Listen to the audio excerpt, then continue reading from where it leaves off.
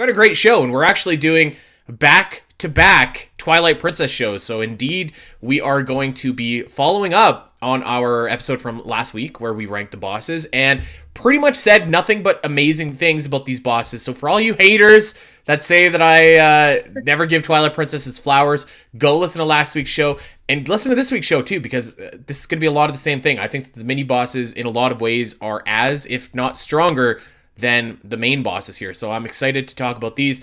But first, I have some shilling to do here on my own. And I guess I'll just get started with, do you know what movie I watched on Friday night, Al? What movie did you watch? Dune 2, like everybody else is watching? I didn't actually, but I am really looking forward to going to see that. Okay. No, I watched one of the biggest movies in the history of cinema. Smash hit, #1 at the box office for over 12 years. I watched James Cameron's Titanic. Oh, that's a good one.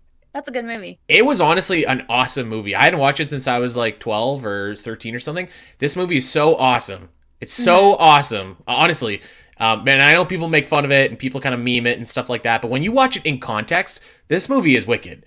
And I'm bringing this up because I watched that for the latest episode of the Spiteri's Review, which is available on the virtual tier on our Patreon. So patreon.com/spnet. Or at least it was. Now, I have a little announcement to make here. We're taking the Spiteri's Review and we're taking it to its own podcast platform. So starting this month, I said I would never do it. Here I am doing it.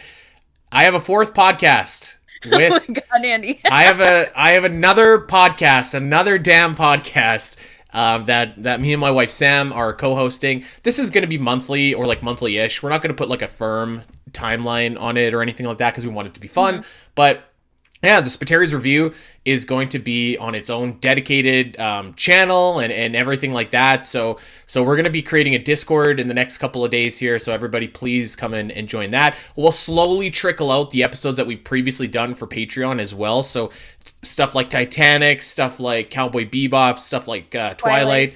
Yep, Twilight. So that'll be slowly coming out as well over the next little bit here. And yeah, like I guess to kind of offset that, this is going to be a little bit of inside baseball, but Goo and I have had a virtual theater Patreon for years and years and years and years and years. Like 4 years now, and we have hundreds of episodes. So now all of that stuff is going to slowly be migrating its way over to the SPNet Patreon as well. So just wanted to let everybody know that Spiteri's Review, it's going to be its own show, and you're going to see that show coming up. Probably the debut episode is going to be later this month. And I'll give you a hint about what that show is going to be. You'd have to get yourself a gun.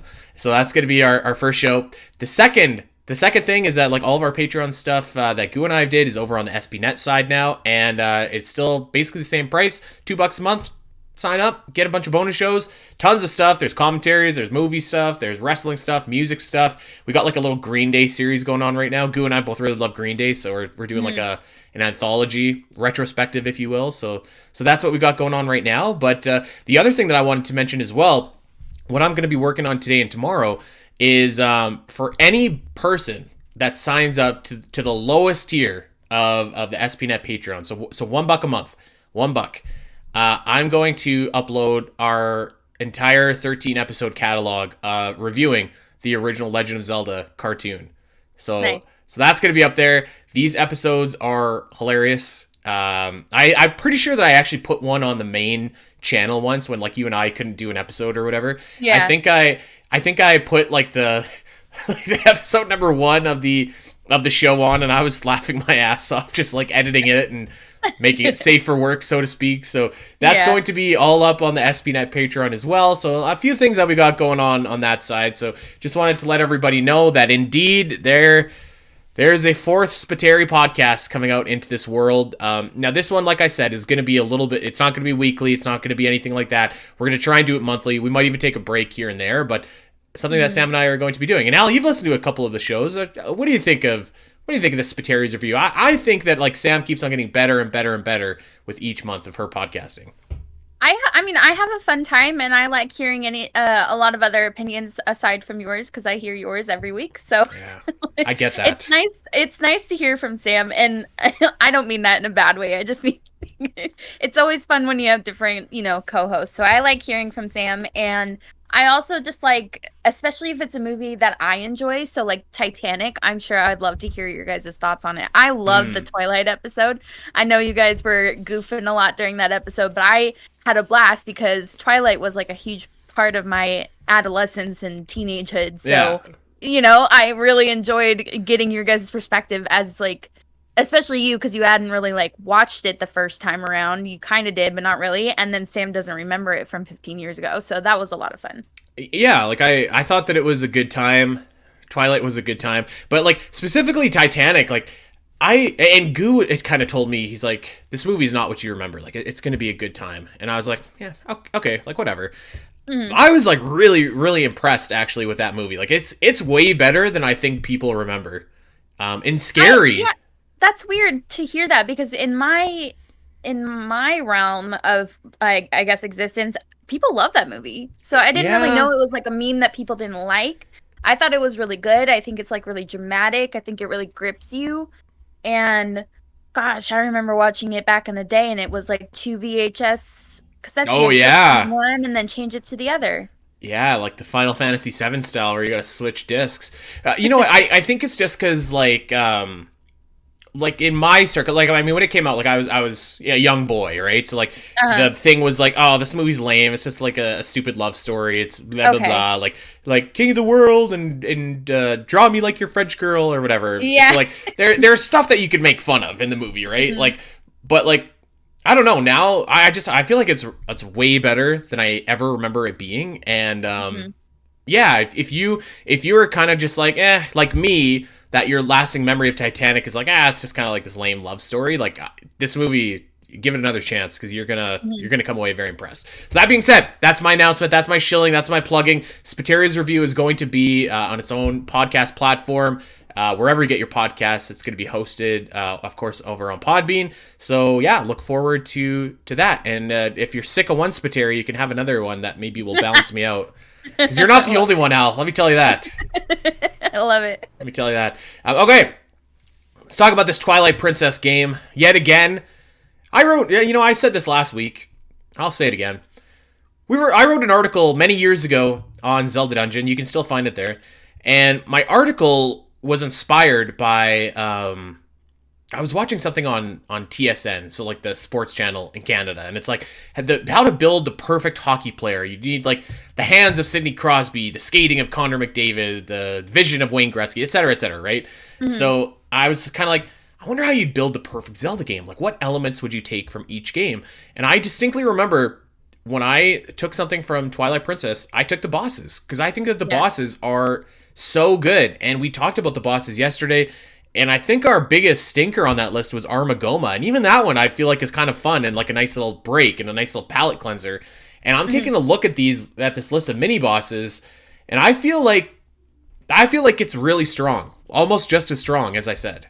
Yeah, and I appreciate that there's like so many mini bosses too. Like you have a lot in Breath of the Wild and Tears of the Kingdom, but they're all the same. Hmm. The same 4 or 5. But with this, you have like a huge different roster, and I really appreciate that. I think it's a lot of fun, and it gives you a little challenge that prepares you for the boss fight.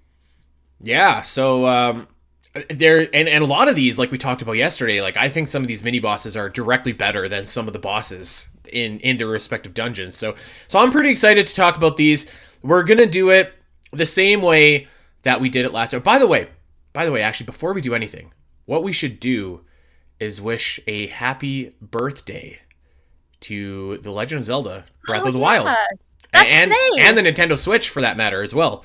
Yeah. Yeah, and you know what? While we're doing that, we should wish a happy birthday to OmegaMetroid.com, which also launched today 3 years ago. Oh, So lots of well, stuff heck that, yeah. yeah, lots of stuff. This today is a good day. It's a great day. Yeah, maybe it was 2 years ago actually. I can't remember, but anyways, so happy birthday to Breath of the Wild, one of the greatest Zelda games of all time. Mhm. And then yeah, we'll definitely have some more to say about Breath of the Wild and the Switch and Tears of the Kingdom and its impact in the couple weeks going forward here as I think that this era kind of closes. But yeah, let's do this definitive ranking style with these Twilight Princess mini bosses. You know how that goes. Everybody knows how that goes. We rank one and we put them on the list. And then we rank the second boss, and we either put it above or below.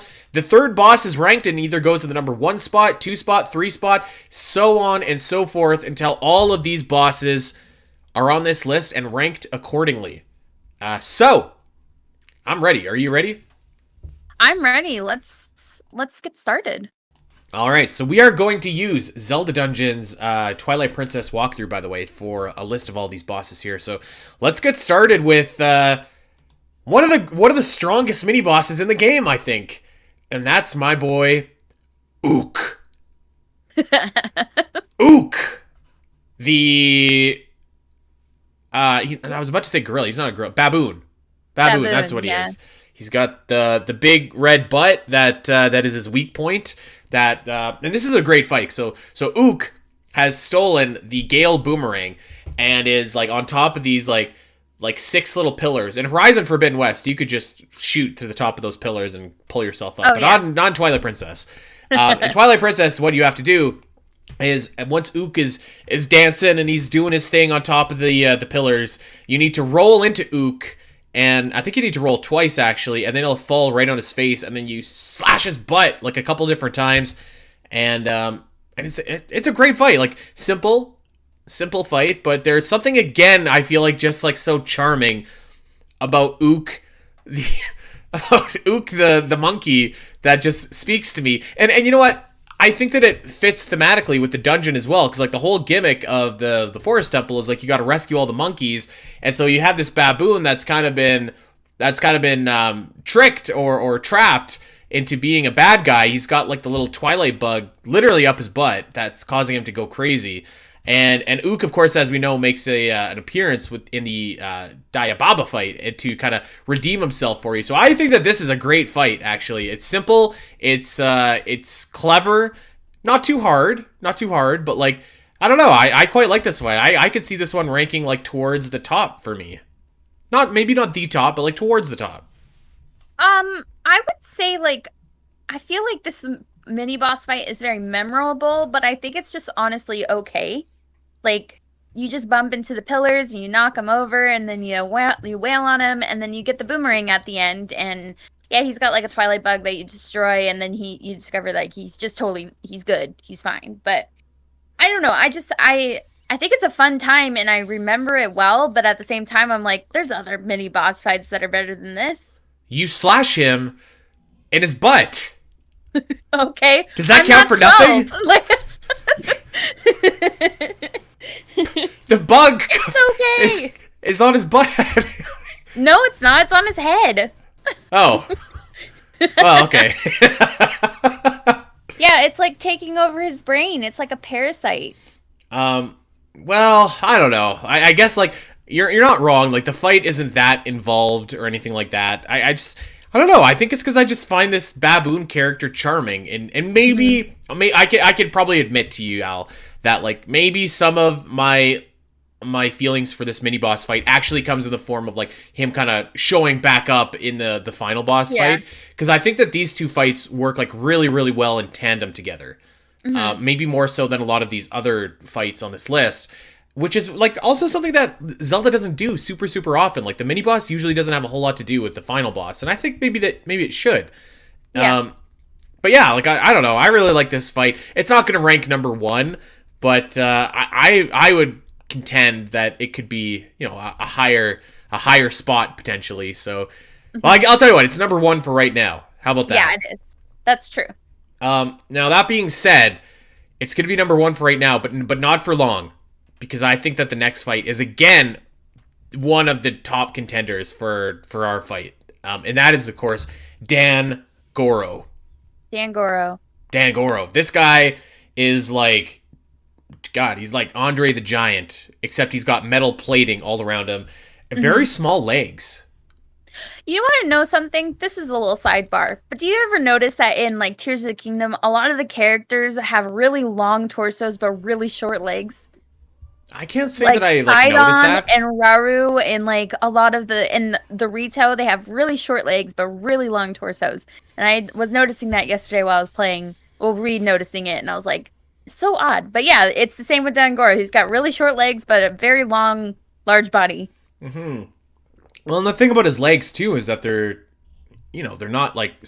I mean, I'm sure they're muscular, but they're Hmm. not like as muscular as the rest of his frame. Those poor little Right. legs have got to be buckling under all that mass. But He never skips leg day. Let's just say that. He's got strong legs. I guess so. But again, I think that this fight is. I actually think that this mini boss fight is like significantly better than the Fires fight. And I like the Fires fight. Don't get me wrong.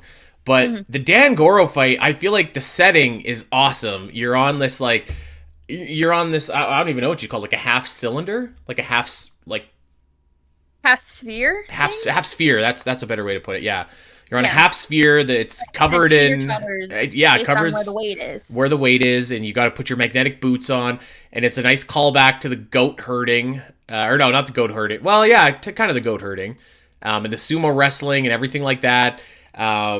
And Dan Goro's going nuts, and he's gonna try and spike you right off the edge, right into the lava where the half sphere is hovering about or hovering over, and you got to grab him and toss him in.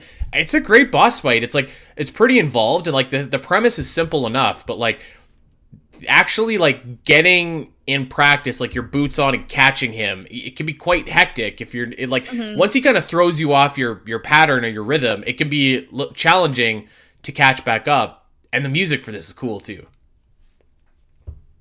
I mean, I agree. I definitely like this more than Ook, and I think Dangoro, it's like nothing personal. He's just protecting, his chief or whatever, and he's like, I can't let you go forward. And then I almost feel bad for him at the end because I think you like throw him off the last time and he comes back up and he's like, okay, I'm done. And I feel bad. I'm like, I'm sorry, but you were in my way, man. Yeah. you know? So it definitely is like more interesting when it's not just a monster that you're fighting, like what we were talking about with Ook. It's like somebody who's good and you're just like they're either, standing in your way or you're trying to actually save them. So yeah, I like Dangoro. I like the premise of it. You're right. It can be a bit hectic and I appreciate it and I think it's actually quite a fun time. So yeah, I've I would definitely put put this at it number one for sure. number one above Ook.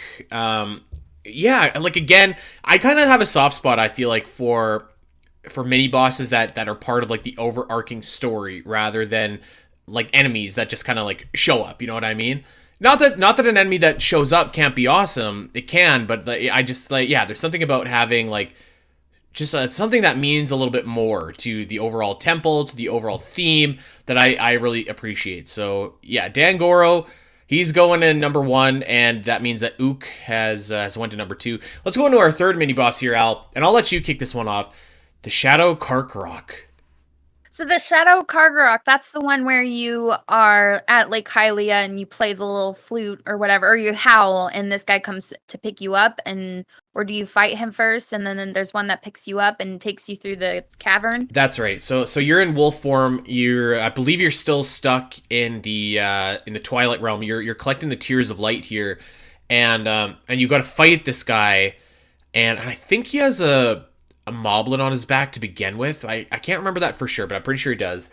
But you got to fight this boss, and then yeah, it's not my favorite boss actually, to be honest with you, because there's a lot of waiting around for him, and Yeah. and I don't know. There's something about and listen, like maybe after like because what you do after is he picks you up as Wolf Link and you go through the tunnel in Lake Hylia and you got to get the tears and stuff like that. And Hmm. and that's not really a part that I enjoy about Twilight Princess at all, actually. Yeah. So my feelings because of that to this boss are kind of like yeah, but I think it just as like a boss fight itself too, like a mini boss fight. It's just kind of like yeah, it's not It's all great. right too. Like another thing that kind of hinders it is you fight these like similar ones. I don't know if they're as big or the same, but you fight more of them like throughout your journey, Yeah. and they make this like really weird honking noise, Oh, and yeah, yeah. and like I think it's fine as an like it's like bottom of the barrel mini boss to me though. I agree. That I would have a hard time picturing a mini boss that would I honestly rank didn't lower than consider this. this a mini boss until I was looking at the list that we're using. So Yeah, yeah.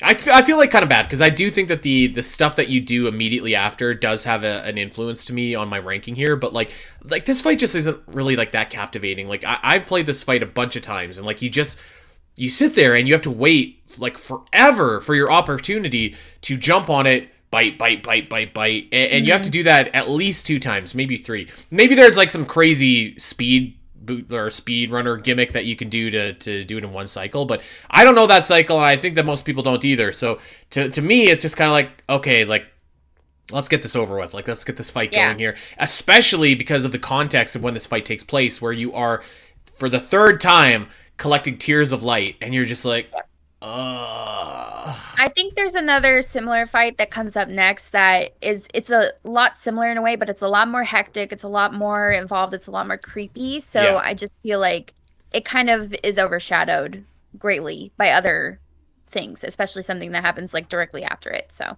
yeah, I agree. So are we in agreement that the Shadow Kargarok is numero 30? At the bottom, and probably will stay there. He probably will, yeah, to be honest with you. Sorry, Mr. Karkarok. But to your point, the next boss fight, I think, is a vast improvement. And same kind of idea here. So the Twilight Bloat.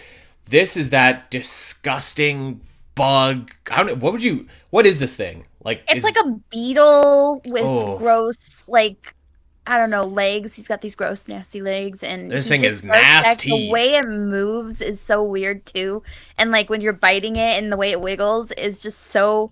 It's definitely like nightmare fuel. Yeah, this thing is like.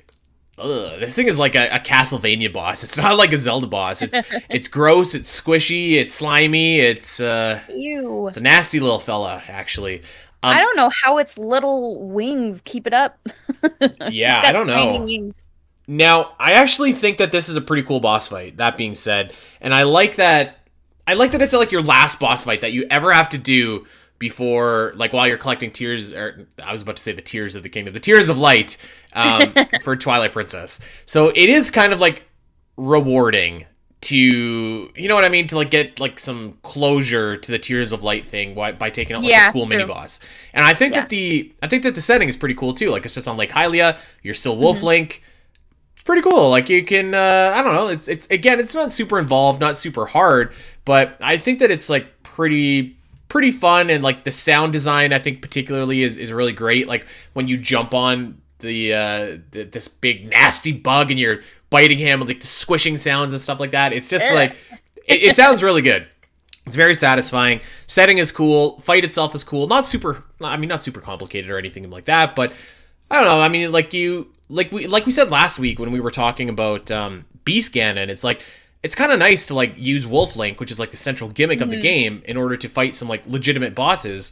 So, like, kind of the same idea here. You know, obviously the Karkarok didn't quite hit, but I do think that the Twilight Bloat hits, and you got to use your wolf abilities to, you know, hit all the same things at the same time. It's a good little boss fight, and actually, I'm not sure where I would rank it on our current list right now, Al. So I might be susceptible to your influence here. I went ahead and stuck it in 3rd place because I think that Dangoro is definitely a lot more fun. I had a feeling that I might have to fight with you on Ook. I would probably put it above Ook personally, but I was thinking 3rd would probably be good. Yeah, you're probably right. I think I would have pushed back. I think I would have pushed back for Ook. Justice for Ook. Yeah, like... Justice for Ook. You know... No, you know what? You're right. Let's put him below Ook. I do appreciate this fight, though. Like, it is a pretty fun fight, and I don't know, just the... Like I said, the thing that sticks out the most to me is just like the sounds. Like I can't get them out of my head. Actually, like the thing that sticks out to me is how it wiggles when you're biting it, and I think it's really weird looking. It's nasty. This is a nasty boss. Nasty time fighting this boss. Hey everyone! If you enjoyed this clip and want to see more of the Zelda Cast, make sure to head over to your favorite podcast platform of choice and subscribe. There are over 200 episodes in the vault that will provide you with hundreds of hours of Zelda content for you to enjoy.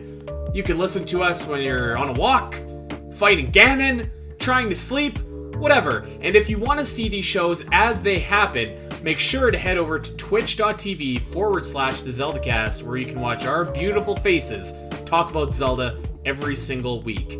Don't miss out, and we'll see you next time.